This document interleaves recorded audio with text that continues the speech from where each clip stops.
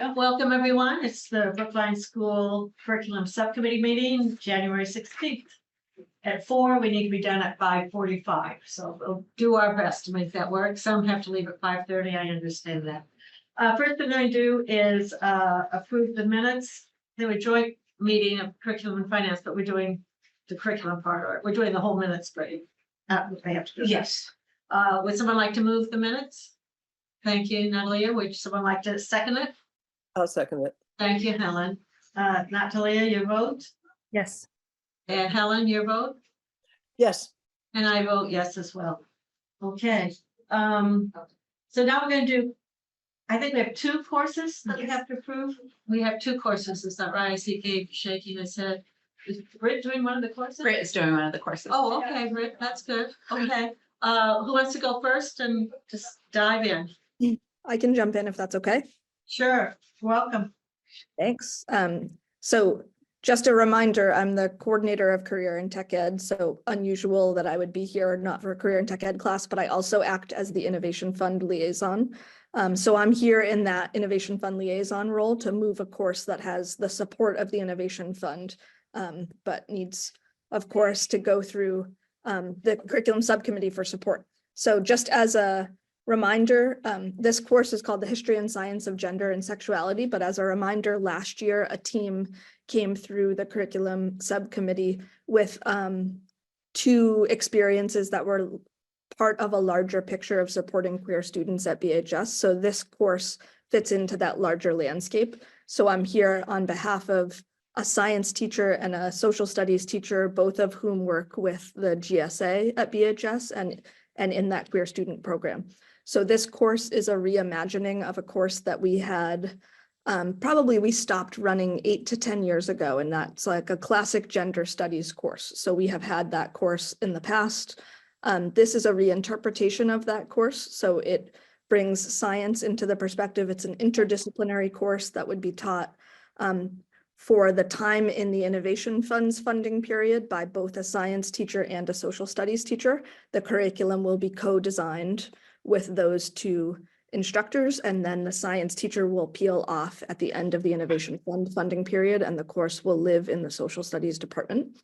It will be an elective, essentially, course for junior and senior students. So a senior might take this full year History and Science of Gender and Sexuality in lieu of any other social studies course. A junior may take it in addition to their US history course as a course that is a full year credit in an additional social studies or science credit. So students can opt for which type of credit they'd like to take it as. Again, it is for juniors and seniors, and the course itself will be a reinterpretation of what one might expect to see in a gender studies course through a scientific lens. So a quick example, when studying the AIDS crisis, there may be a new interpretation of being able to study that through the lens of the contribution of research into HIV and AIDS and how that has really led to scientific breakthroughs that allowed us in the COVID pandemic to respond better. So some virology that in science courses we don't really have curriculum space for, but landed within the context of studying gender and sexuality. So I'm going to pause there just as an acknowledgement that I have Rachel behind me. She has a lot to share with you. I'm open to take questions, certainly offer more information if you need it. Okay, this thanks. is, oh, Helen? yeah, sorry, Go ahead. should have raised my hand. So this is a semester-long course or a year-long? Full year. Full year.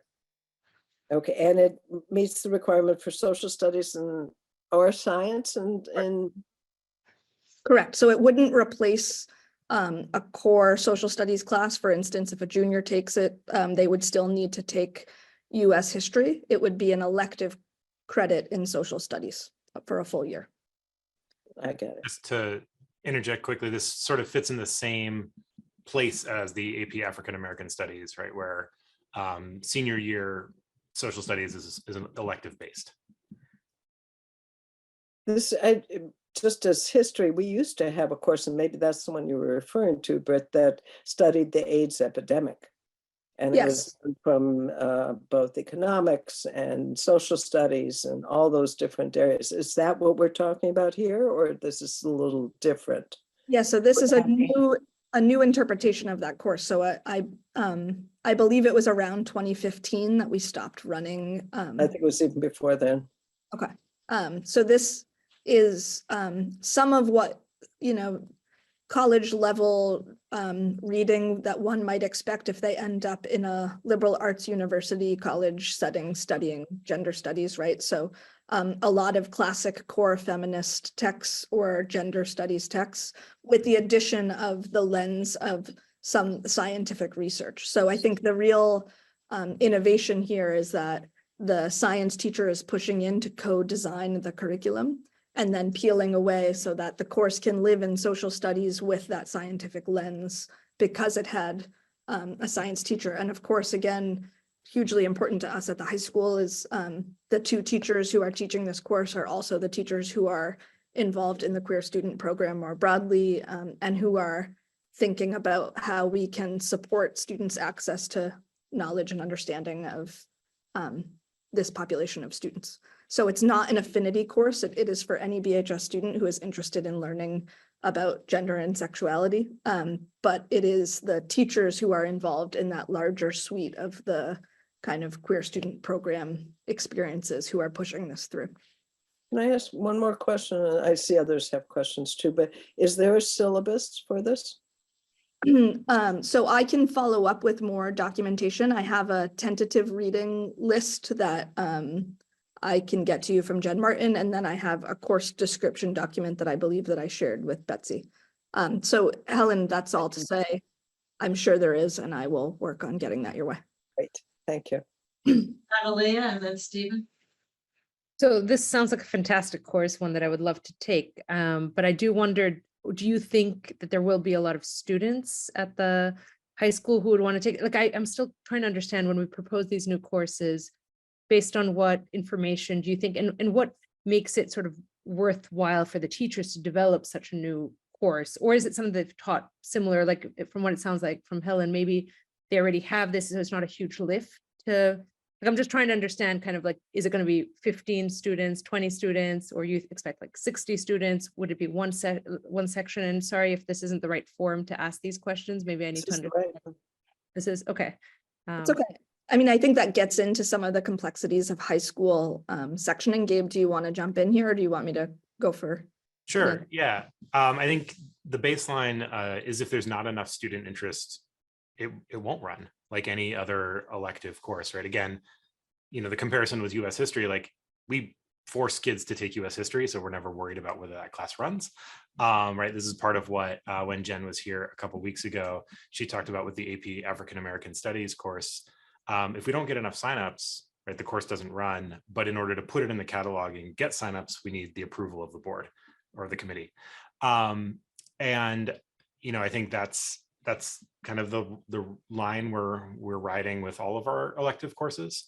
And I think based on the work that the GSA leaders have done, they've spent a lot of time talking with students, kind of understanding their interests. We see a parallel in our health curriculum where our queer students have often said that they need more, right? It's part of why we were here last year with the wellness course, right? And so I think it's an opportunity to gauge that interest. Right? And one addition I'd make, Gabe, is that I think it's wise of the team and reflective of student feedback to be thinking about broader access points. So for instance, like we have a medical careers class in my department that is highly subscribed, always over enrolled. I can only run one section. A number of students interested in courses like that in medicine in general. So hearing from one of our AP science teachers who is involved in the development of this course that things like teaching about the development of drugs in relationship to the AIDS crisis could be done in this class in a way that it can't fit into science curriculum in any other class. To me is an interesting take on providing an experience within this course that could be an attractive point for a number of students. So not just delivering the gender studies course that a student could take in college or at other comparable high schools, though I don't know many high schools that have catalogs like ours. Yeah. But thinking of think- other ways that that subject matter might appeal to broader sets of students. But Gabe is right, all of us coordinators in sectioning, we look at the numbers and make the decisions. So the number of sections would be dependent on the number of requests. If there are 60 students who sign up, it might be that one fewer section of some other senior elective in social studies runs. So more than one section of this elective could run. And I think to the question about like kind of is it worth it to develop for the teachers, because this has come through the Innovation Fund, it's come directly from teachers. They proposed the idea initially. They see a spot kind of in a hole in our catalog, so to speak, that they believe is worth it, right? So they've kind of already declared that they think it's worth it. Stephen? Thanks. Hi, Britt. Sorry everyone for being a little bit late. You used the term affinity course in your discussion. I realize I don't know what that is. Would you mind just telling me what an affinity course is? Of course, yeah. I don't know that we have any affinity course, but what I mean by that is an affinity space. It is not accessible only to a student who is a queer student. I just wanted to make that clear that while the two teachers who proposed this also serve as advisors to the GSA and work in support of queer students, any student at the high school, regardless of how they identify in whatever way they identify, would be able to opt to take this class. Okay, so but there's no the terminology affinity course is not like a formal designation of any kind. No, Yeah. so that I I just missed. wanted to know if I missed that. No, I'm sorry. That's all. Otherwise, it sounds like a great course. Either way, it sounds like a great course to me. So Bert, I think you probably said this, so has the Innovative Fund already approved this, or do you have the money already, or? Yes, the Innovation Fund has approved this course. It is not yet in the course catalog, of course, because we as the Brookline Public Schools need to approve it, but they do have the money to fund it. And it would be I never know if I should say budget neutral or budget positive, right? So the teachers we would get replacement FTE from the Innovation Fund to support the teachers' initial launch of this course. And then again, as they roll off the fund, it would live in the social studies department, at which point it becomes Jen Martin in sectioning, who is our social studies coordinator, making decisions about the number of sections and those kinds of things. Okay, I'm gonna move this along. I see no other hands up. Would someone like to move the acceptance of this course? Thank you, Stephen. Do I have a second? Thank you, Natalie. Stephen, how do you vote? Yes. Natalie? Yes. Helen? Yes. And I vote yes as well. Thank you very much. And now we have a second? Yes. So and who is doing this one? We have a BA Heritage Spanish Speaker Pathway. Helen? Can I just ask, so we, vote a number of courses, but we never get feedback afterwards as to how many kids actually applied for it, how many got in, how is it running, how are things going? It would be nice to get that, with some of these courses, so. Yeah, Just- you're right, Helen. Maybe next fall we should find out at least 2 or 3 that were the new.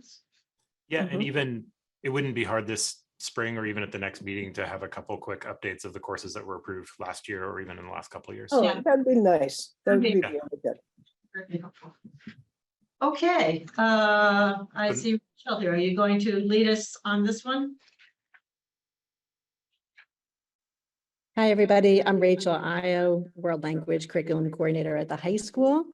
And I'm here to present to you 2 courses actually through the Spanish or the World Language Department and actually in collaboration with the English Department that we are in the process of pitching through the Innovation Fund. And I just want to make sure that you can see the presentation up on your screen. Is it working for you? Great. Yes. Okay, so we are looking to, in the World Language Department, start 2 courses, a BHS Spanish speaker pathway for heritage speakers, a 2-year program that would replace students' current Spanish courses if they are heritage speakers. So I'm going to talk through to you a few things around who the course is designed for, and then what the courses actually would do. So in case you're unfamiliar with the idea of a heritage speaker, we're looking specifically for heritage speakers of Spanish who have acquired Spanish, not necessarily through formal education, but through some kind of informal exposure at home. And that Spanish might be their primary language, but it often takes a backseat to English since their schooling is often in English. And at BHS, we have about 13.5% of our students who identify as Hispanic or Latina. And that's about a 35% increase from about 10 years ago. So we're seeing many more heritage speakers in our Spanish classes than just 10 years ago. And many of them choose to study Spanish for lots of obvious reasons, maybe because of their desire to connect with their heritage. But some of these students also take other world language classes because maybe our current world language offerings in Spanish don't necessarily meet the needs of our heritage learners the best as they can. And so we're looking specifically, and I'll talk you through a little bit about what this means. We're looking for students with intermediate low level of Spanish proficiency. So it's not every beginning level Spanish speaker. And that would be about 50 students who would be eligible to take our year one course.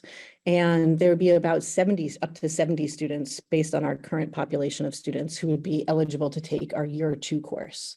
And let me talk you through a little bit what those courses would look like. So the courses would replace a student's current Spanish course by creating a multi-year community for Spanish heritage speakers. And really, students are really clamoring for a shared sense of pride in their language, heritage, and Hispanic and Latina identity through these courses. And the real focus of the year one course is to develop students' literacy and communication in Spanish more rapidly than what we're currently able to do in a Spanish course by using differentiated instructional strategies with particularly a Spanish teacher and an English teacher who is fluent in Spanish. And so the course would be taught by two teachers, and it would really be focused on literacy development. The program, if you took 2 years of the Heritage program, would allow for students to complete their BHS World Language graduation requirement at a bare minimum, while, of course, in the year two course, being able to explore more of the intricacies of Latin America and immigration to the United States from Latin America. And really, the other thing is to think about how we would tailor, the program so that students are able to move from year two of the Spanish Heritage program into more advanced level courses within our Spanish program. So our current teachers for the program actually teach our 4 advanced and 5 AP Spanish courses. And so they may have those teachers in the Heritage program in year 1 and 2, and then be able to continue developing that relationship with them over multiple years beyond that 2-year sequence, which we know for students is particularly important in developing a sense of belonging. This is sort of another way of also thinking about how to tailor instruction to really increase the enrollment for students in our advanced classes, and thus thinking about reducing some of the achievement gap issues that we see for our 9th grade students, particularly our heritage speaking 9th grade students. So you might be wondering a little bit as to why we need these particular courses. We did a lot of research in order to bring forward this program. And so we spent a lot of time talking with students and with other schools around the state. Students really, again, as I mentioned before, are really requesting a space to foster a shared sense of pride with their language and their heritage, and a sense of belonging with other Hispanic and Latina students. We know also that within our Spanish courses that our placement of heritage speakers really varies quite broadly throughout our whole program. Our program is primarily designed for students with, for students learning a second language. And so because the student skills are really varied, students can be placed really unevenly across our program. And so there was actually a course in the 1990s that was taught a long time ago here that worked to address this, but the course had sort of a very wide range of students that it brought into the program. And so it eventually became too difficult to manage. Rachel, I'm Yes. sorry to interrupt. Can I just get a definition of heritage? Yes. As you're using it in this presentation? Yeah, So going back a little bit, the first thing that I mentioned was that heritage speakers are students who acquire Spanish, but again, not through a formal education, but through exposure at home. And So are they necessarily more fluent than non-heritage? they may be able to understand a lot of Spanish orally, and in terms of their listening comprehension may be very strong. Some students are able to sort of express themselves in Spanish in a very strong way, but they may not have literacy in reading and writing in Spanish. And so that's really the population of students that we're sort of trying to think more closely about. Okay, so it doesn't necessarily map onto proficiency.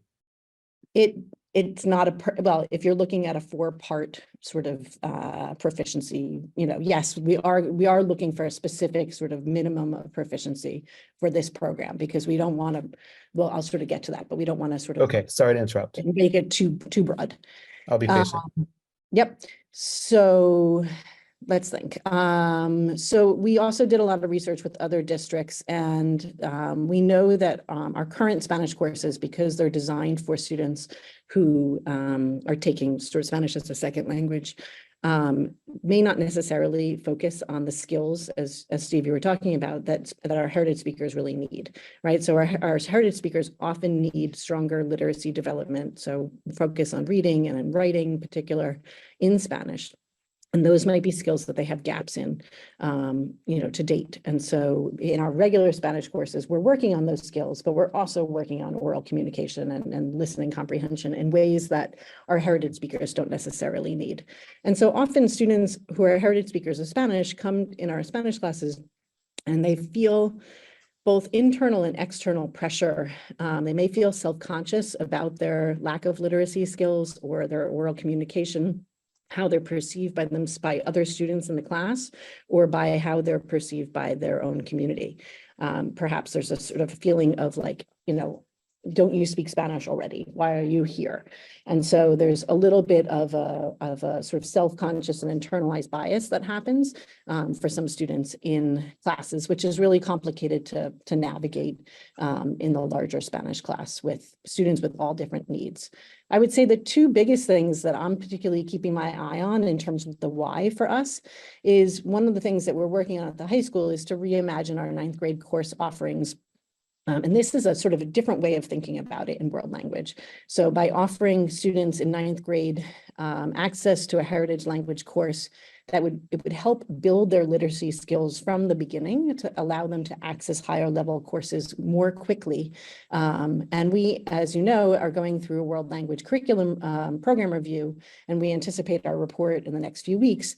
We know that the report is going to name our inability to support heritage students as successfully as we can as an issue for the BHS program. It was named for the K-8 program as an issue of need, and we anticipate that for the high school as well. We also want to name that we see a disproportionate number of Hispanic and Latino students in our college prep level courses. Sometimes these students have had disrupted K-8 world language experience, either due to special education services, or they've taken a different language in K-8. And so they haven't developed the literacy skills that are needed in order for them to be the most successful in our BHS classes. And so we would like to help move them to higher level proficiency targets by really explicitly teaching with focused on their literacy development.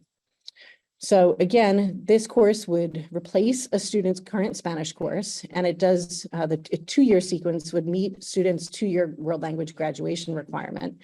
And we're not looking to take students of every level of Spanish in a year 1 or a year 2 course. We want to be very intentional about which students that we can sort of service best, because if the wider you get in terms of the scope of students that you can bring into one course, the harder it is to meet all the students' needs. And so we're looking at for 9th and 10th graders in the year 1 course who would typically be placed into our Spanish 2 honor, perhaps our Spanish 2 advanced, our 3 intermediate, or our 3 honor courses. And those are primarily 9th and 10th graders. Those students could then move on to our Spanish Heritage 2 course, and we could pick up students who would typically be placed into Spanish 4 honor or Spanish 4 or 5 film, and those would typically be 10th through 12th graders. And the goal is by the end of taking 2 years of the Spanish Heritage Program to be able to move students into higher level Spanish courses, either into the Spanish 4 Advanced or Spanish 5 AP course, or our medical interpretation classes, our post AP course, really designed for heritage speakers with very, very high levels of proficiency in Spanish. And then, of course, to sort of give students the access of earning the seal of biliteracy. And I just want to name that we're trying to think about how to be really intentional about how to make sure that we're not taking students from the heritage program and then bringing them back into our current Spanish courses without thinking about how to best support them as they re-enter those courses. So we would think about clustering students from the Heritage 2 course into, for example, Spanish 4 Advanced or Spanish 5 AP in a way that there are a number of heritage speakers together, so that they're not sort of spread, sort of throughout the program the way that they currently are, and sometimes leads to a feeling of isolation. For students who have lower level of proficiency when they start studying at BHS, students who are in beginning 2 or Spanish 2 intermediate, which are some of our lower level, lower proficiency Spanish courses, they would have the opportunity to join the heritage program when they're juniors. So we'd want to make sure that they have access to it as well, but they would have to develop some of their Spanish literacy earlier in high school before they could join the whole course or the course sequence. So we're initially looking for funding through the Innovation Fund, and they're in the process of deciding on funding in the next couple weeks. And the course is designed, again, year 1 is designed with an English teacher with high levels of Spanish proficiency and a Spanish teacher, which it puts it at a 0.45 FTE ask. Years 2 and 3, add in that second Spanish heritage course with 2 Spanish teachers, and then the year 1 course running concurrently, and then continuing to cycle through. So it's a fairly large FTE ask, but we anticipate that to some extent, some of the funding may be budget neutral because it's replacing students' current Spanish courses. And so some of our current courses will collapse, or the numbers of sections that we offer of each one will be reduced because students will opt into this particular course. Once it runs, if we get Innovation Fund funding, and once we move beyond that Innovation Fund cycle, then we, we'll think about choices and the teaching model, whether or not 2 teachers in the room would be necessary in order to run the course. This is probably more detail than you may necessarily need, but we've done a lot of work in sort of designing a little bit of, some syllabi and some course readings and some sample assessments. You can see that in the year 1 course, it's very much focused on issues of identity, windows and mirrors, dialects and accents. What does proper Spanish really look like? What are the consumerism, migration from Latin America, activism, gender, and sexuality. If you look at the reading list, it's a quite extensive reading list in Spanish with some very extensive writing assignments as well. And hold on, Helen, I'm going to get to you in a second. No, that's fine. Okay, and then this is the course description for that particular course. And then you'll notice that it's a mixed level course. We offer a lot of mixed level courses in world language, so students would be able to take the course for both, sort of college prep or standard level course, as well as an honors level designation. And we would work to sort of define what that means for students at within each of the courses. And the year 2 course is, again, designed with 2 Spanish teachers in mind. And that really is more of like a literature course and a history course, but in Spanish, using both Spanish, a small amount of English, Spanglish that's, sort of celebrated as well for our heritage speakers. And that really talks about sort of social class and colonialism and politics and issues of social justice in Latin America. And it also includes a community service project component at the end of the year, which would actually give students the opportunity to work in community organizations within the Boston area, or potentially help mentor heritage speakers in the K-8 schools so that they're coming into the high school with some interest and excitement about the heritage speaker program when they get to BHS. And again, this is our course description for that second year course as well. So at this point, I will turn it over to questions. I know that's a lot, and this is very new. BHS hasn't had a new world language course in over 10 years, so we're really excited about the opportunity to provide this opportunity for our students. I just want to interject one thing before we do questions. And I also sit on the program committee as a representative for the district for the Innovation Fund. And so I've been part of some of the discussion, and I think there has been some challenge in understanding the need. In some ways, kind of goes back to Stephen's question about like defining and understanding heritage learners. And I think a helpful parallel is, me as a native English speaker was a heritage learner of English. I have then had a lot of formal instruction in English, right? Both through literature, through as literacy development, right? And so if you are in the United States and you learn Spanish at home, you often don't have that formal structure, right? And what we do in an English class is very similar, but doesn't always translate into Spanish in the same way. And so this fills a need in that respect, where we have students who, again, may have a lot of conversational language or may understand, but not be able to speak very well. Often reading and writing are a big challenge. It supports a lot of that work. Thanks, Gabe. I cannot see the hands. So Helen, did you have your hand up? There we I go. did. Now I see it. Helen and then Stephen. Yeah, I have a couple questions. First of all, thank you for thinking of doing this. I think there is a need. I guess I'm not clear though, why an English teacher? So Eric Colburn is the English teacher that we're looking to work with. And he, well, one, has really high levels of Spanish proficiency, but two, is really an expert in literacy development for students in 9th grade in our English program. And he has spent a lot of time really working on issues around free and independent reading and developing students' interest in literature and reading through books of high interest to students.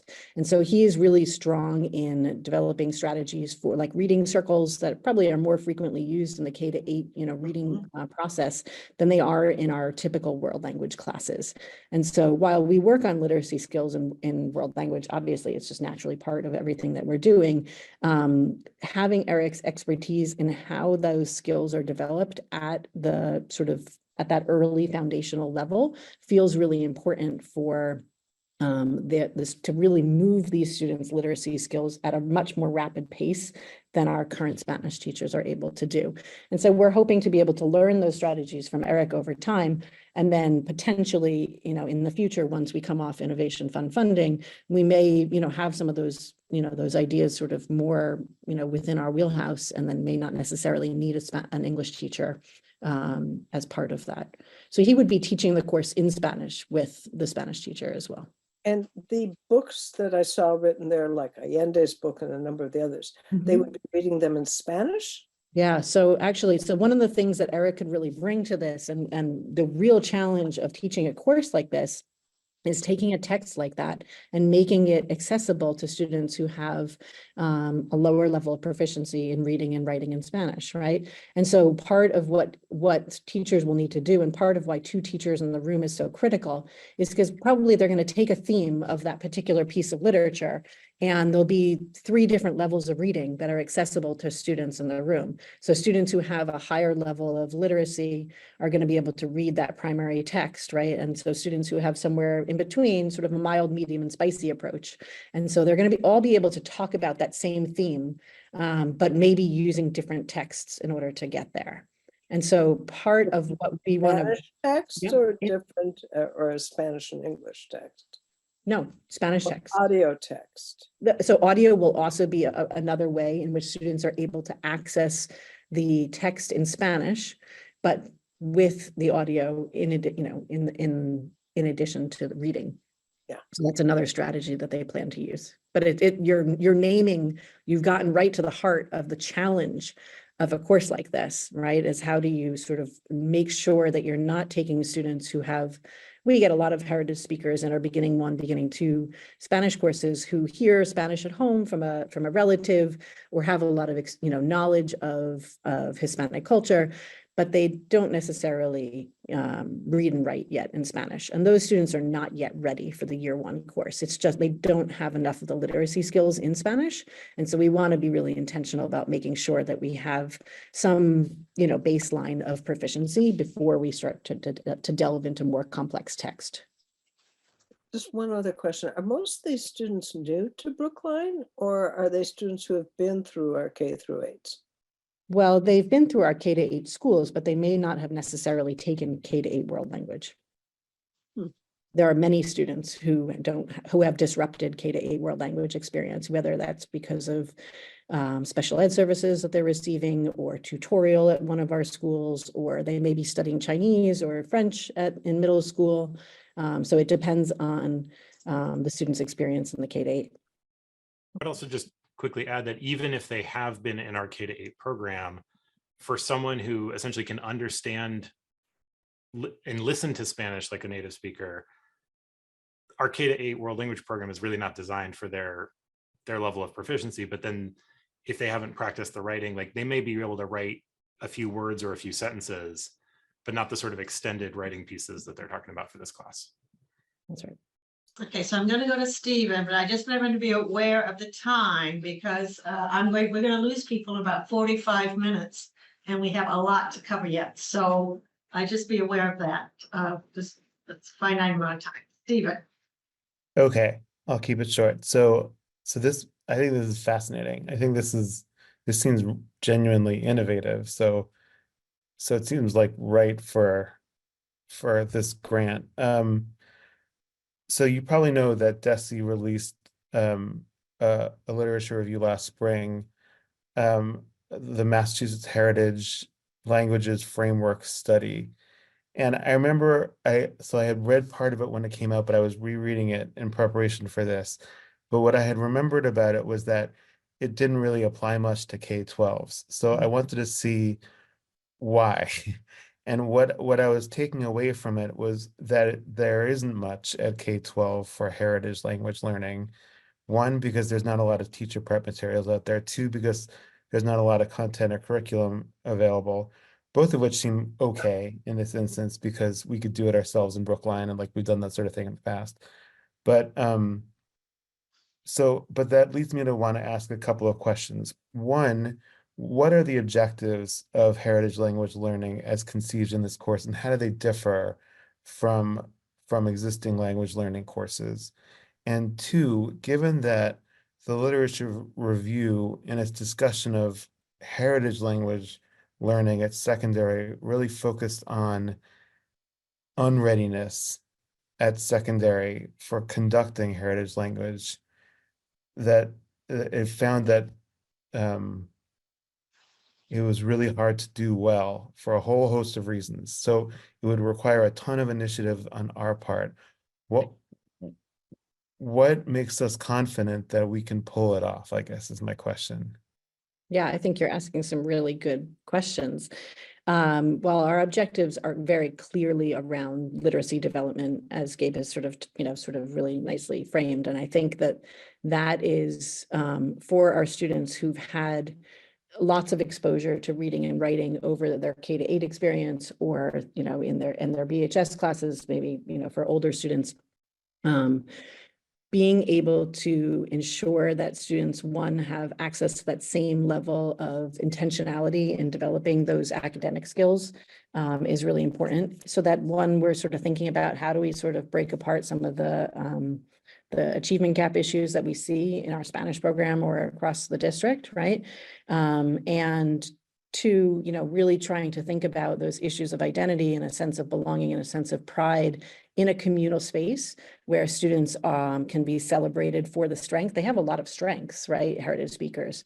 And so our current classes are able to sort of celebrate some of those strengths, but also, right, aren't necessarily able to put the attention and the detail and the focus on literacy that is needed to sort of bolster these students' skills so that they're ready for a more advanced curriculum and able to navigate texts and content that's really particularly of interest to them. In terms of the unreadiness piece, I think that's Just on that first point. So on the first point, like on the academic proficiency point, that to me just seems like a question of leveling. like making sure that we have the right level of kids in the right classes. It's that Well- second piece that seems really critical, right? The belongingness piece, like we're trying to bolster a sense of belonging in a certain subset of our BHS population because we think that's the problem we're trying to address. That is one. Or that is a problem we're trying to address with this is a course, problem, right? For sure. Okay. I Sorry. think it's a go ahead. quick piece there. I think what's distinct though about is the sort of, right, if world language proficiency is usually on 4 domains, reading, writing, speaking, and listening. This is a group where we often have a big disparity in their proficiency, right? Whereas like someone who doesn't have heritage experience in the language might have a more even set of proficiency across the 4 I domains. I see. This is where we might see really high proficiency in listening and almost no proficiency in writing. So it's like a different skills heat map. So you'd be Yes. able to tailor your coursework for that particular skill set. Exactly. I see. So it is, so there is a differential there. Okay, I'm sorry, I cut you off again. No, What was- and then, I think that that's really where we're sort of thinking about, like, how do we make sure that these students are ready for that higher level academic work so that they can navigate an AP curriculum, right, by the time they're in 12th grade or in 11th grade. Some of these students are going to come ready for that, in 9th and 10th grade, but also are craving that sort of sense of belonging and that sense of communal space. And so it's a pretty wide range of students. And that's why we're trying to be very intentional about not making the range of student skills so broad that our students will be set up to, that our teachers and our students will be set up to fail in that particular course. So we're trying to limit, that range of proficiency to some extent so that we have a higher chance of meeting the needs of the range of students that we know we'll have already. If you Okay, think about it, it's like So 4 this is different like- classes of kids coming together, and they all have different needs and different skills. And we're going to put them all in one room, and we're going to try and differentiate the best we can and build community, right? That's not an easy task. We wouldn't typically do that, right? Because we know that that's actually a really hard thing for teachers to be successful at. well, and but that's I mean, another solution critical. that's happening a lot right now is combining different tracks in the same classroom. Like we're hearing a Right. lot of teachers Yeah. propose kinds of This classes is like that. this is a different variation of that. I guess I'm just wondering why we're choosing to differentiate like courses rather than within the classroom to individualize a learning plan. I'm not objecting. I'm just genuinely curious to know why we're differentiating courses. It seems legitimate to me to do it the way you've proposed it. I'm just I think curious it- about the thinking that went into it. I think a distinction here for the heritage class is it's much more like what we would see in an English class taught in Spanish. And so world language teachers and I see. current world language courses are about second language acquisition.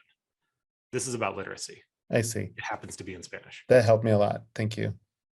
That's a good explanation. Helen? Yeah, just a quick question. If this isn't funded by the 21st Century Fund, are you still going to do it? Is this and what is the implication on the budget, if so? Yeah, we certainly would have to look at we're hoping that one of the sections could be absorbed within our current world language budget, but I don't think we would be able to navigate it with the English department in the way that we're hoping to be able to do with the Innovation Fund funding. And so I would like to see the course curriculum well established over that 3-year sequence before we move away from the funding from the Innovation Fund. We'd have to really rethink the course. I mean, we're voting on it, but Yep. are we voting on it pending? I think both these courses, we're Mhm. voting on it pending funding from the Innovation Fund, correct? Yes. Okay. Thank you. Ellen? I know we're almost out of time. I was just wondering if there's an equivalent for, say, Mandarin. I mean, I completely understand the rationale, but I could see it happening for other languages unless the population, unless it's more coherent that the population who does Mandarin is really everybody's a native speaker, a heritage/native or internationals. It just feels that I wonder for what other languages then there will be demand for a similar approach. Yeah, I think it's a great question. I could definitely see it within our Chinese program. We have many heritage speakers who take Chinese at BHS and who come from the K-8 schools and get placed into typically our Chinese 3 honor class. In order to get placed into Chinese 3 honor, they have to have strong literacy skills to begin with. And so most of our heritage speakers in our Chinese program have very, very strong literacy already. And if they don't, then they would start in our Chinese 1 or our, course. That's a much smaller number of students who don't have that literacy development in Chinese in comparison with our Spanish heritage speakers. But I could see definitely, if the teachers are interested in that type of program, then, I'm certainly open to that conversation with our Chinese teachers as well. It's just not something that they've ever expressed interest in so far. The students at BHS also feel really strongly about this particular, course and pathway and the need for it. And so this is, also very much a student-driven experience. And I just follow up, I just imagine that under the titles, sort of heritage speaker with Spanish, you would have huge variation of people who are absolutely fluent because they moved to Brookline from a Spanish speaking school, and people who know, how about cooking and culturally, and it sounds like you said you would only take the very high level, those who do have fluency. No, we would not take the highest level sort of students. Those students actually, well, they would have a choice. Families we have many students who come from Spanish speaking countries and who move into our 3 advanced course, as 9th graders. Those families could make a choice as to whether they would like to take the heritage program because they might find a sense of community in that. But I believe that the Spanish would not be necessarily at the appropriate level for them, and so families could choose whether they wanted to be in that 3 advanced track as a 9th grader, or they would like to take the heritage program. And that would be an individual conversation with each student, as it is when we do 150 placement tests, each year for students coming from all different backgrounds and places. So we do those conversations already. So I think we would like to hear how it does go once you start this. For many reasons, it'd be fascinating to hear. Do I have a motion to? I so move it. Thank you, Steve. Do I have a second? I'll second it. Yeah. Okay, Stephen, you vote? Yes. Yes. Natalia? yes. Yeah. Helen? Yes, but I want to come visit. Okay, fair enough. Yeah, and I vote yes. as Welcome well. anytime, Helen. Thank you so much, everyone. Take care. I speak Spanish. Perfect. Then you'll be a great guest speaker. Thanks, Rachel. Take care. Thank you very much. Okay, we're going to take a closer, in-depth look at our M-Class early literacy results, and Michelle is going to lead us on that. Yeah, when are you going to lose your pool? We're gonna lose people around 5:30, Helen, is that when you're leaving? I think Helen and Natalie both have to leave at 5:30. Yeah, it'll be Okay. 5:35 maybe, but yeah. Okay, yes, so I'm gonna share my screen. I'm not sure if we're getting. That's why I was asking, just to make sure I paid attention to time. I am gonna share my screen and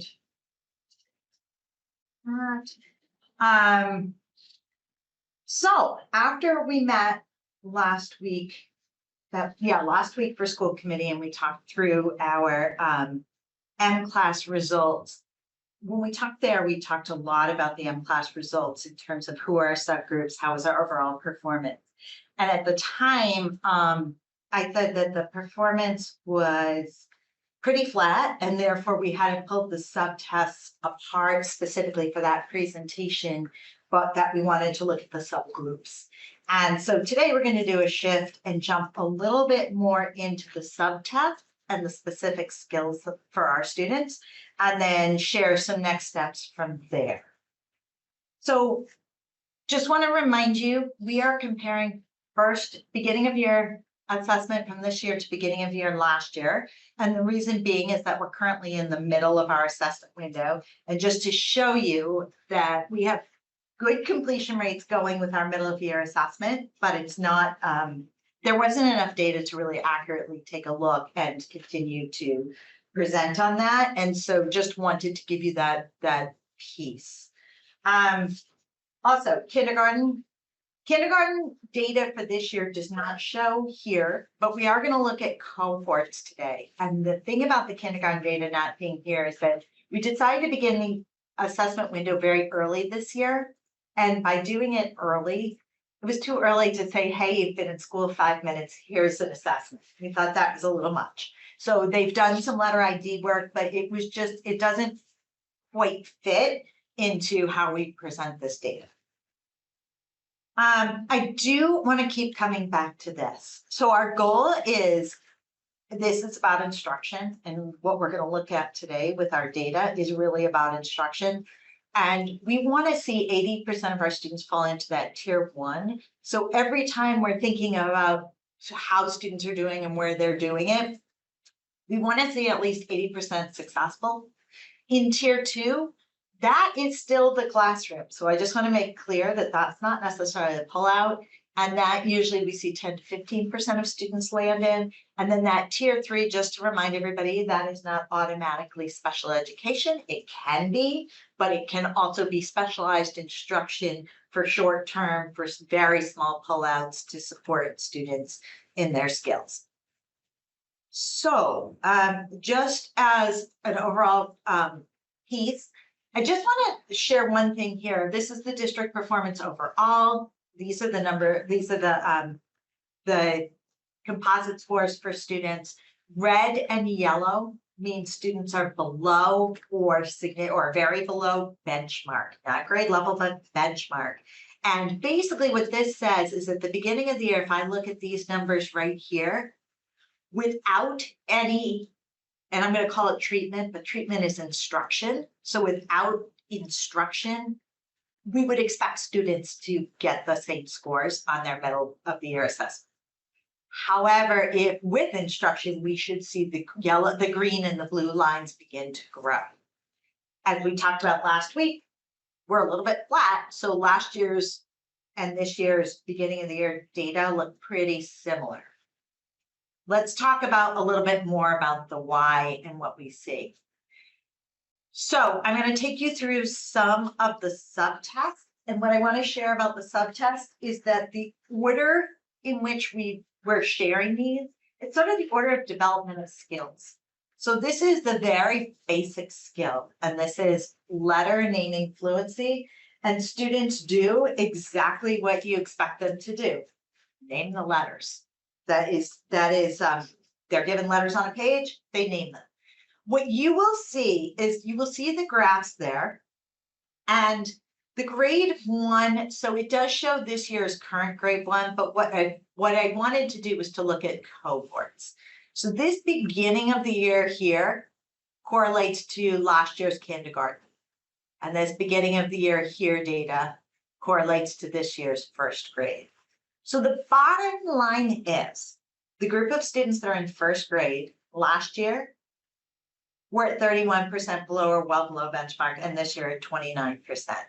So if we go back to that premise that I gave at the beginning, which is with instruction, those lines should change and become more green. This one isn't, and it doesn't mean that students didn't get instruction, but we're going to want to look at what was the specific instruction around letter ID that didn't move our students as far more into the green and the blue.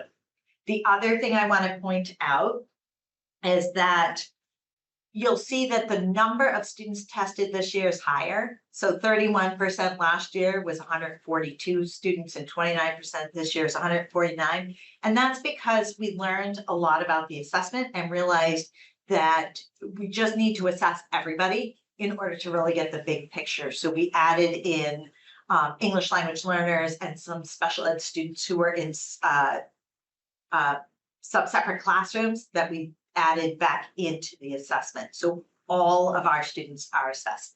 Oh, Natalie raised her hand. Oh, I cannot see I'm that. sorry, I'll let you know. Can you let me know? Okay, so Natalia, are you? Just a clarification question on what benchmark means. Is it the same benchmark? I mean, I would imagine that you have benchmark that is different by when you take it, and therefore you would expect them to be similar even with instruction, that you wouldn't, like, is the benchmark, are you, the 3 assessments in kindergarten, is it the same benchmark? Like, No, it changes, but it changes. But the piece here is, so as the skills move up in grades, the skills from the prior grade should be higher. So the emphasis moves, the weighting moves to harder skills. So for instance, here, we don't necessarily want to see with letter naming, which is the very basis of the instruction, to have that be flat. Okay, because that's the letter name benchmark is actually the same, or are you saying that in kindergarten you should have 10 letters of names and in first grade? No, you no, should it goes have by, 30? right, it increases. The Okay, letter so benchmark I mean, it being flat makes sense if the benchmark is increasing at the speed that you would expect a kid to increase, or no? Am I missing something around what No. that means? We expect that because the letter naming is the very primary skill. So by the end of kindergarten, we actually would expect that all kids would be towards green in letter naming. So to have the same percentage of students still not meeting a benchmark on a skill that's at the very basis of our reading instruction means, Because benchmark is all the letters, and therefore it is the same benchmark. well, yeah, It is the same benchmark. Okay, so yes, I agree when it's the same benchmark that you would see progress, but if Are it you, was, can I clarify benchmark? Type Yeah. of assessment or outcome? Outcome, okay, I just want to clarify. Well, it's the 31% that are in the red and yellow, and the 69% that are in the green are benchmark. I mean, that's the way I read it. Mhm. I'm- But I'm concerned about 31%, or what is it the next year? Whatever that number is, which is more. It's 29% in first grade. So- Right, but you have the 22, 23 first graders who were less. That But was, they don't even know that they don't even know ABCs. well, remember, so preschool Yeah. and kindergarten here are not compulsory in Massachusetts. Oh, I So know. we have plenty of students that don't go to preschool. And so this assessment being given at the beginning of the year with students with no experience or may come from a household where English is not the print language, I'm not concerned about 30% coming in kindergarten and not knowing letters. What I would question is why did 29% still not know that benchmark at the beginning of first grade? And that's the kind of questions that this data allows us to ask. Okay. So, yeah, it's, and again, like our first graders that were tested this year, and I think I already asked that downstairs, I think I already talked with enrollment. There's a very small percentage of our students that didn't go to kindergarten, but they exist. And so that's because law says it's not compulsory. But our curriculum is probably assumes that children know they can do letter naming in first grade. In first grade, yes, So yes. if you have 29% of the children not where we want them to be at the beginning of first grade, that means already we're trying to figure out how to get them.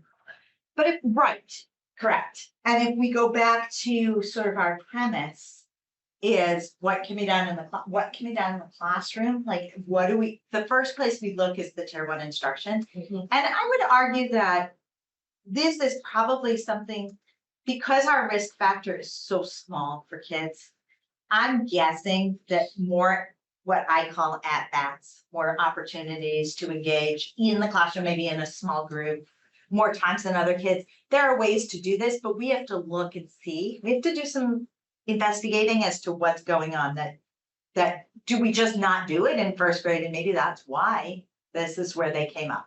And does the assessment determine the benchmark? So we're not saying. We are not doing the benchmark. The benchmark, actually, we did a great thing when we identified DIBELS and M-class. The benchmark is normed with the ILS, which is the most accurate assessment that we've seen of reading skill. And so there's a lot of research behind these. Thank you. So I'm gonna kind of go through, and if we run out, we run out of time. So then the next set of skills is our phonemic awareness. And this is where, like, a student might be asked to say, what's the first sound in this word? What's the last sound? And again, we have I have some questions here that I would want to go and look at because our kindergartners started the year at 32% in kindergarten. But we've actually raised that gap of below and well below. And so I would have some questions about why that happened. And is it that we aren't spending enough time right now on that particular skill? And so this is sort of the work that you hear about with foundations. So I want to just take a look. Now, this is all done orally. Yes. And this is also where Haggerty comes in, Yes. as well. I'm sorry, phonemic awareness, Haggerty. Sorry, you said it and I'm like, that doesn't sound right. Yes. Yes. Sorry, Haggerty. So Haggerty is the oral and foundations is the written, is the piece, the print piece. Thank you. Sorry, just to clarify that point, ideally, this is where if Haggerty was implemented with real fidelity, we would expect it to show up in the data, right? Yeah, and I would have Okay. questions. This is only year 2 with the Haggerty. Like last year, it was a I know, I remember your caveats from the school launch. committee meeting, Yeah, but this is the slide where we would see the Haggerty results. yes, this is, Okay. yeah, So, and yeah, so in our classrooms, are they doing both Haggerty and foundation? Yes, that could, because foundations is the phonics Yeah. and is really focused on the print, where Haggerty is really oral. So what you'll hear a teacher doing is they'll chop up words, Yeah. right? Yeah. So That's Haggerty. that's that's Haggerty. Haggerty. Yeah, I don't And know. then- I know foundations. I don't know. Haggerty. Yeah. I know of it. I just don't know it. It's a fun program. Oh, It is. Yeah, It is, and right, kids so really love it. So, and again, I have questions here. This isn't like, and one thing I forgot to kind of say at the beginning is we're going to see celebrations in this data. There is stuff that's showing where we're making growth and gains based on some of the work we've done. But this was just one I have a question, and is it that we need another year of experience in Haggerty? Last year was the first year. So it's a place to look. So the next one, this is where we start to see data across multiple grades. So this is the decoding part. So once students have their phonemic awareness and their phonics worked through, those assessments start to drop out and we start to look more at the ability to read words and to read words in context and then for comprehension. So what happens here is that this is where we provide students nonsense words. And when they look at the nonsense words, they're asked to break it apart. So what are the sounds in the word bat? Now, bat is not a nonsense word, but it was the best example I could come up with right now. So what I want to show you is this, because I think this is where we start to see the work in play. And again, when we started in kindergarten, we were at 41%. Coming into first grade, we only had 27% of students below or well below benchmark. The same growth happened from first grade to second grade. So when you start to see green now, that will always be our current first and second, our current second graders. The gray is our first graders, and then the white is our third graders, so that we can look across their years. So right here, the class that was in kindergarten last year started at 41% below or well below in this particular skill. This year, they began the year at 27% of students below or well below. And again, that points to something moved those students. The same thing here in grade 1, we started with 39% of students below or well below benchmark, and now we're at 27. My question comes in when I look at grade 2. So grade 2 started at 24 last year and is still sitting at 24 this year. Now, Stephen, this is probably where we are seeing the impact of foundations would be on this subtest. Yep. because it's a decoding test, it's print. And we've had foundation since 2015. Yeah. Yeah. 17. So what do you say again? What? Can you say again what it is that we're? Yeah, so here we're probably looking at the impact of foundations, which we've had in the district since 2017. So we're seeing that we are seeing it move from K to grade 1 and the students' nonsense word fluency from grades 1 to 2. So there's 39 down to 27. Yes, exactly. And then, so I thought you were thinking about grade 2, which is. So second to third grades, that's an interesting one. So the foundations program in second grade is not as intensive. And my question in general would be, do we need it to be more do we need more time with it or parts of it to continue? And then the other thing is, we can't look at fourth grade data yet, have kids move from third to fourth. But we did introduce word study starting in third last year, which is a continuation of foundations. And so I want to know, this group of students who are in third grade, they haven't had that experience yet. But it'd be interesting to see the data next year. And the nice thing is that we are currently looking at assessments for grades 3 through 8 in literacy so that we can continue to get our data. And the same in math. Questions, or do you want to keep looking? So Keep going. sorry. Keep going. I think the 2 to 3 is the real worrisome part, because the fact that it's the same, the percentage, and that, are these the kids who are going to continue to have problems throughout, no matter what you do? That's So, right. And I think that's the thing. If you think back to the students I said at the very beginning, students in green and blue, with general going to school or the experience they have, they're most likely always going to be in the green and the blue.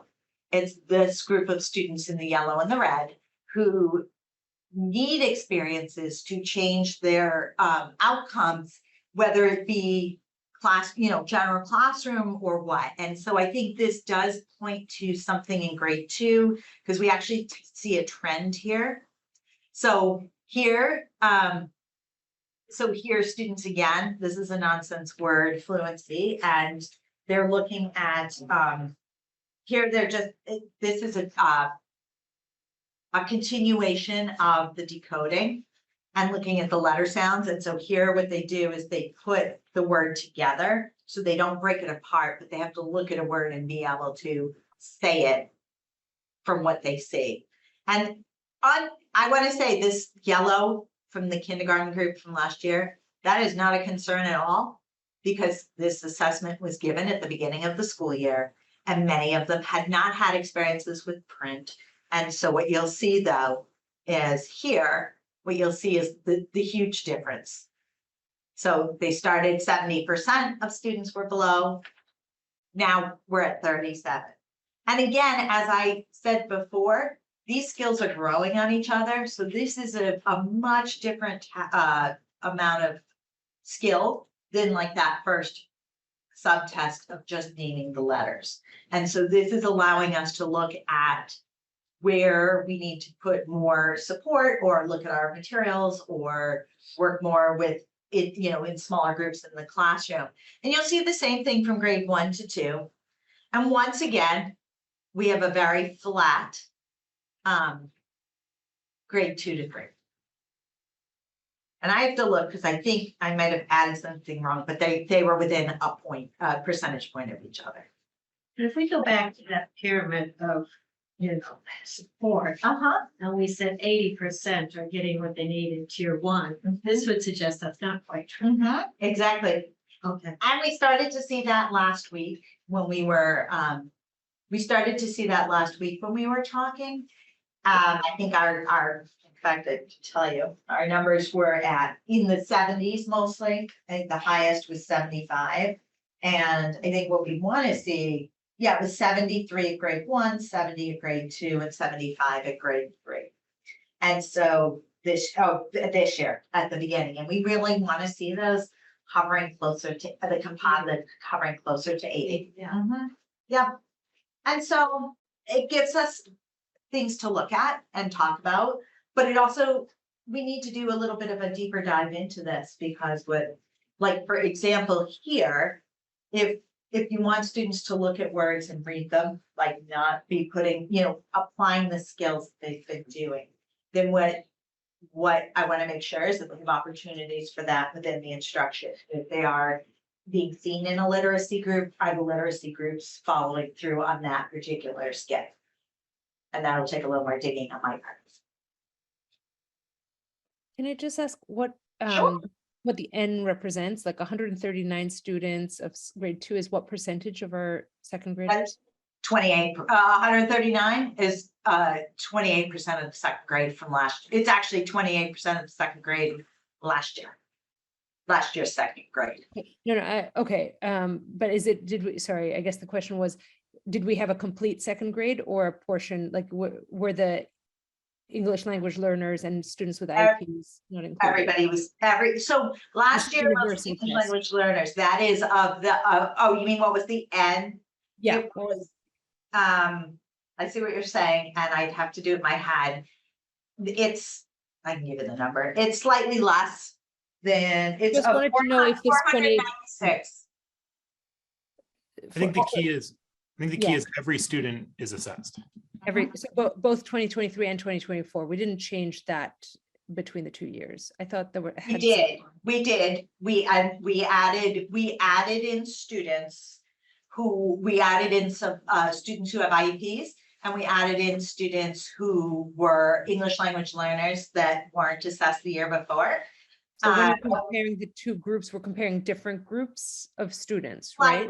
Slightly. I will say though, that the percentage of students, I'll say this, in looking at the data, and because I did look at that this weekend, they didn't shift the data significantly, that the group of students that we're talking about.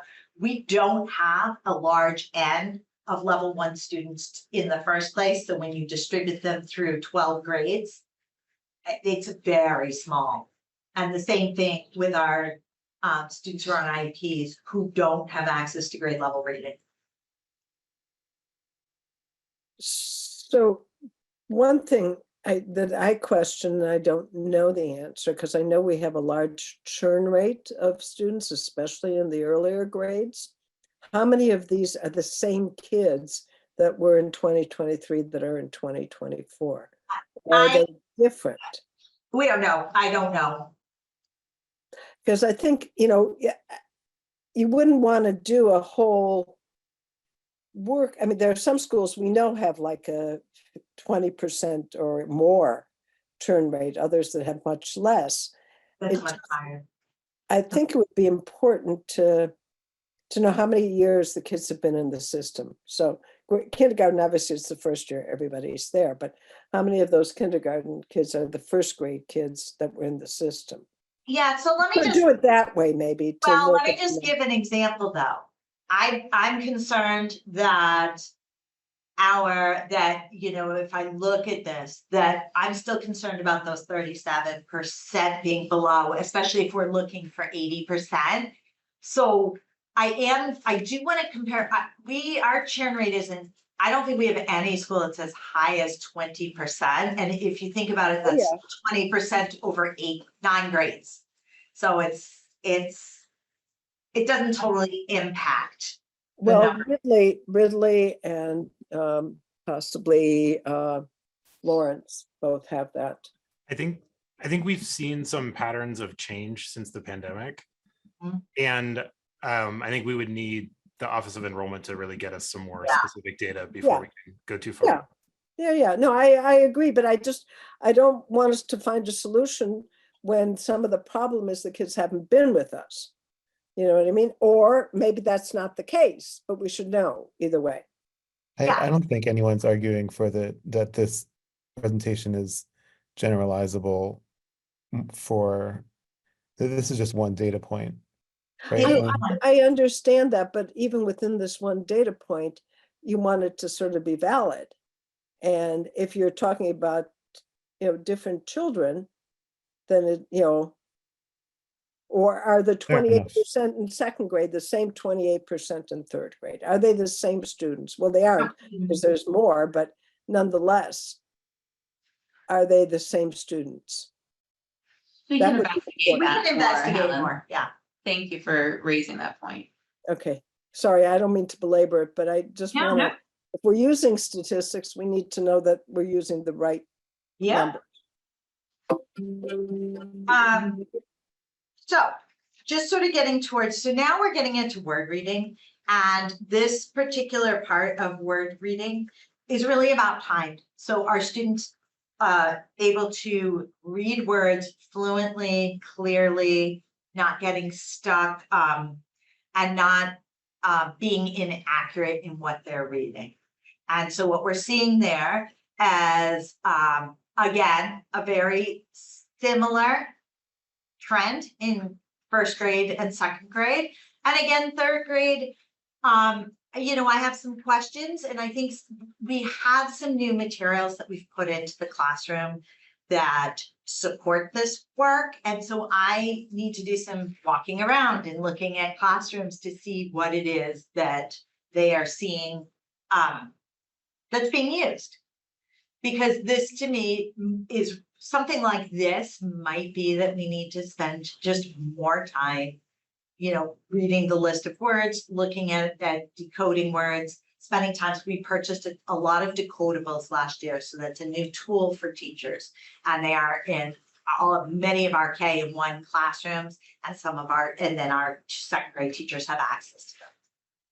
Actually, they're in all of our K-1, and our second grade teachers have access. So again, what it really gives us is places to look at and specific things. And if you think about it, if this first skills need to be in place before we can build to these skills, the very first skills that we assessed, then we need to look at where it breaks down along the way.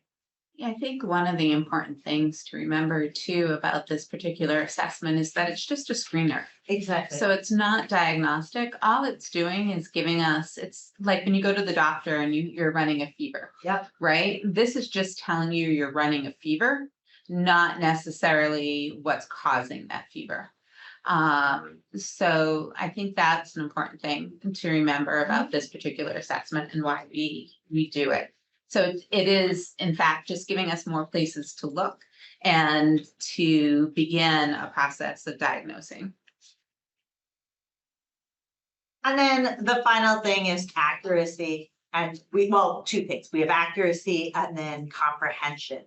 So when we look at accuracy, and we look at students being accurate, this is something that I would want to go back at, because this is connected to text. So it's students reading words across a text, not just a list of words down a page.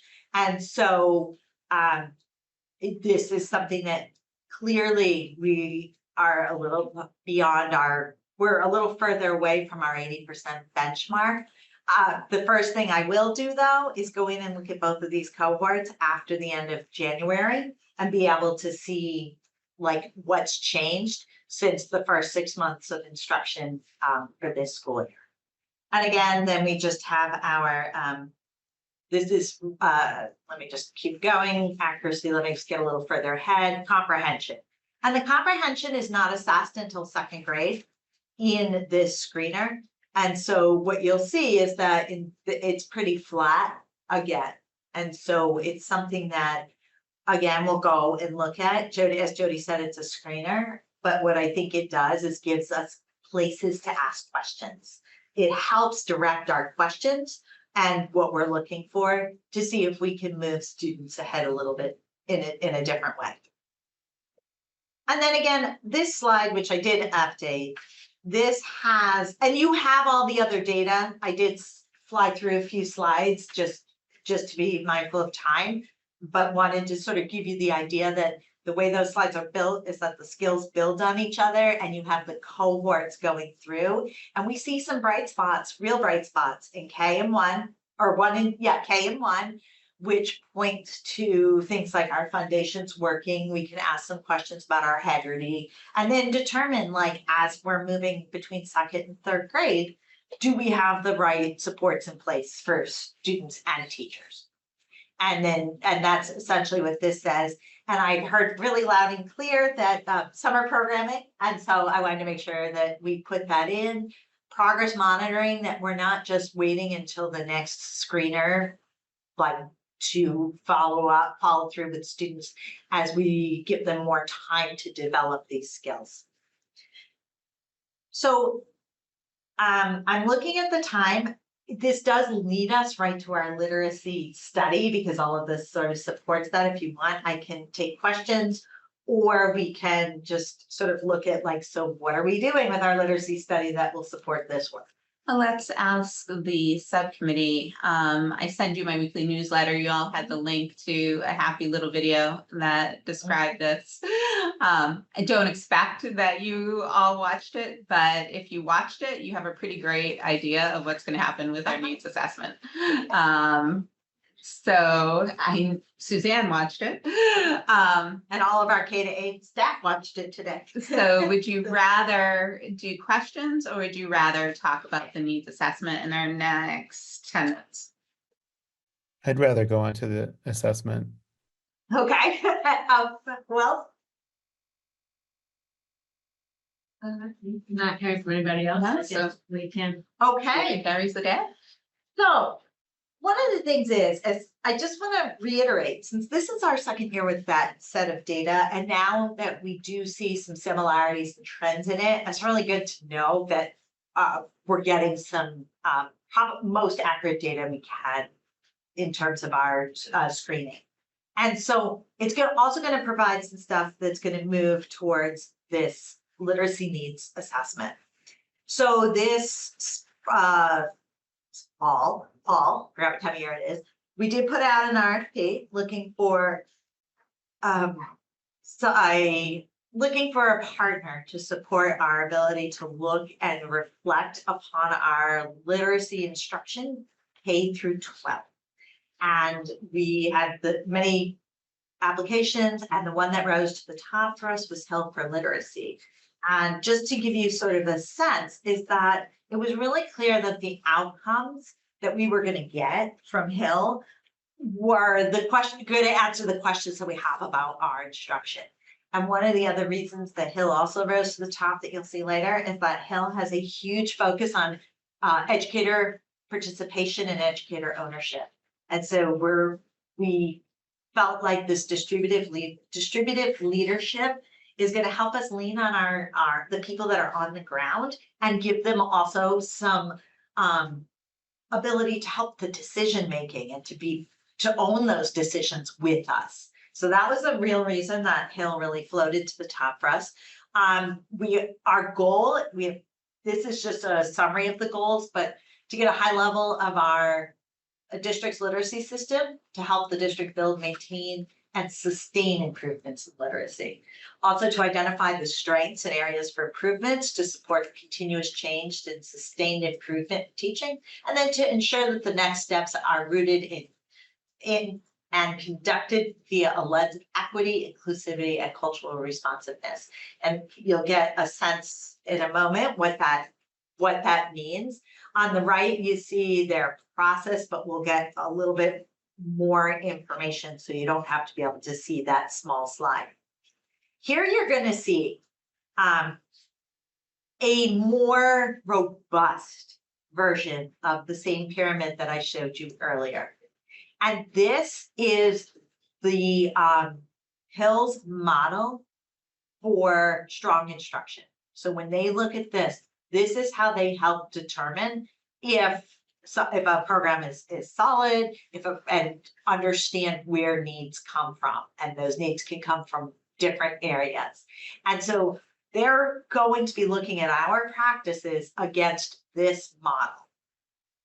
Tier 1's as high as 90%. Their tier 1 is a 90%. And I would love to say 90%, but looking at it, we'll get there. The average, most schools start at 80. Thought that was a place to start. And so you can spend some time looking at this, but it's very intentional about the instruction and knowing what students know and continuing that cycle. And so this is their North Star for the work. So here is how they do the work. And just to give you a sense of where we're at. And by the way, I'm only talking today from the teacher perspective. We are not, I'm not, or the district perspective, I'm not giving you yet the family connections. We have not started that work with them yet. But we have a leadership overview with staff. That happened today. So today, all K-8, the high school's doing it in a little bit of a different fashion, but all K-8, they saw the intro video. And so they were able to understand what are the steps and activities that will take place in the next 3 months and ask questions. And I keep watching the questions come in and I'm so excited about it. Before this started, the meeting ended, I think at 3:30 or 3:45, depending on the school. We had like 120 some odd pieces of feedback, surveys back already, and they're awesome. So I'm very excited about what people are asking and the questions they have and the ideas they have. So then we're having a systems analysis. So what is happening now is that they are talking with the leadership, the district leadership, the literacy leadership, and then they're gonna lay that information against what they get from the educators. What will also happen is that at the same time, this needs assessment. So they'll get the focus, they're gonna have focus groups, they'll have 2 surveys, they'll have classroom walkthroughs. And so there's a ton of interaction where teachers are engaged. And we're including social studies, science teachers, anybody that touches a piece of literacy in the district will have a role in that. And then there's also a district leadership team, which is made up of teachers and administrators and coordinators who are administrators. And that whole team together will analyze all of this data and build the roadmap. At the same time, that group will be receiving PD from Hill to ensure that we all have an understanding of what makes up the pyramid and what the strong instruction would look like.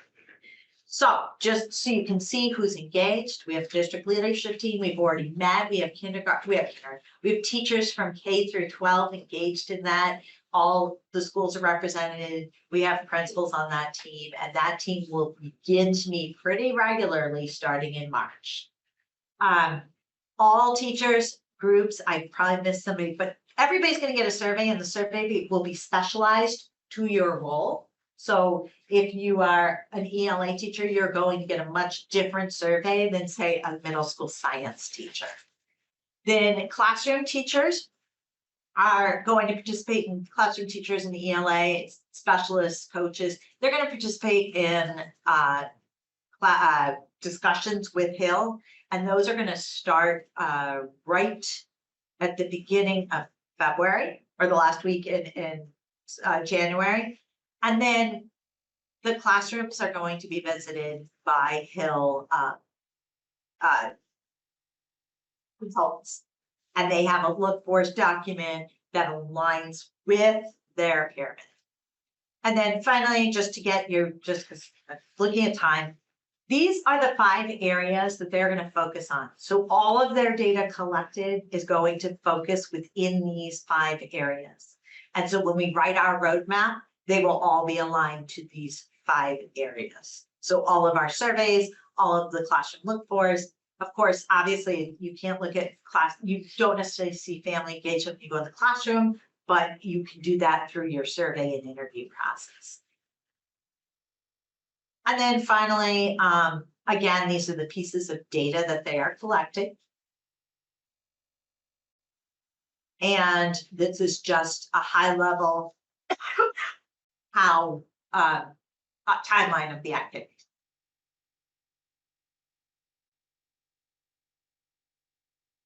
At the end, there will be a presentation back to all staff with the data findings and then the development of the roadmap.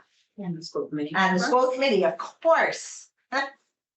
So that was really quick. That was very quick. It's 5:30. Is that clock right? Yes. I just had a quick question. And staff sharing. For the literacy plan proposal to be available in June, will that have impact on fall? Yes, and we considered the budget implications already. Yeah. Okay, gotcha. We've lost people, We have, you don't have a quorum, you're done.